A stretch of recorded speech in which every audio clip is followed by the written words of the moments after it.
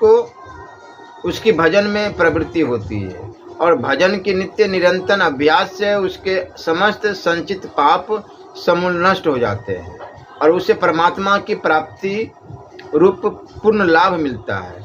नाम में पाप नाश की स्वाभाविक शक्ति है। यहाँ पर यदि कोई शंका करे कि यदि भगवान भजन करने वालों के पापों का नाश कर देते हैं या उसे माफ़ी दे देते हैं तो क्या उनमें विषमता का दोष नहीं आता? इसका उत्तर यह है कि जैसे अग्नि में जलाने की और प्रकाश करने की शक्ति स्वाभाविक है, इसी प्रकार भगवत नाम में भी पापों के नष्ट होने करने की स्वाभाविक शक्ति है। इसलिए भगवान ने श्री गीता जी में कहा है कि मैं सब भूतों में समभाव से व्यापक हूँ, न कोई मेरा प्रिय है और न प्रिय है, परंतु जो भक्त मेरे को प्रेम से भजते हैं वो मेरे में और मैं उनमें प्रत्यक्ष प्रकट हूँ।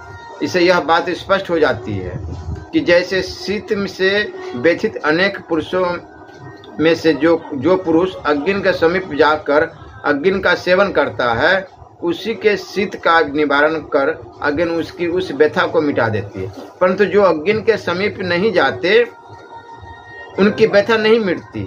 इससे अग्नि में कोई विषमता का दोष नहीं आता, क्योंकि वह सभी को अपना ताप देकर उनकी व्यथा निवारण करने को सर्वथा तैयार है। कोई समीप ही न जाए तो अग्नि क्या करे। इसी प्रकार जो पुरुष भगवान का भजन करता है उसी के अंतकरण को शुद्ध करके भगवान उसके दुखों का सर्वथा नाश करके उसका कल्याण कर देते हैं। इसलिए भगवान में विषमता का कोई दोष नहीं आता।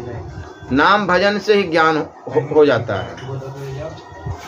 शंका, यह बात मान ली गई कि भगवत नाम से पापों का नाश होता है, परंतु परम पद की प्राप्ति उससे कैसे हो सकती है? क्योंकि परम पद की प्राप्ति तो केवल ज्ञान से होती है।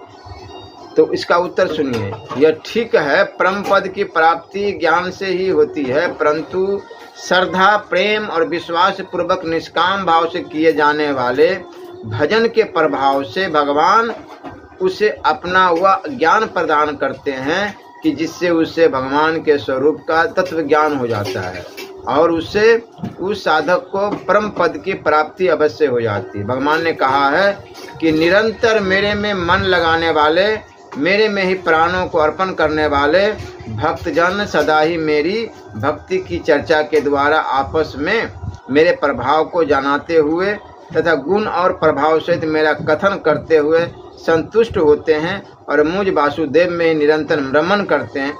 उन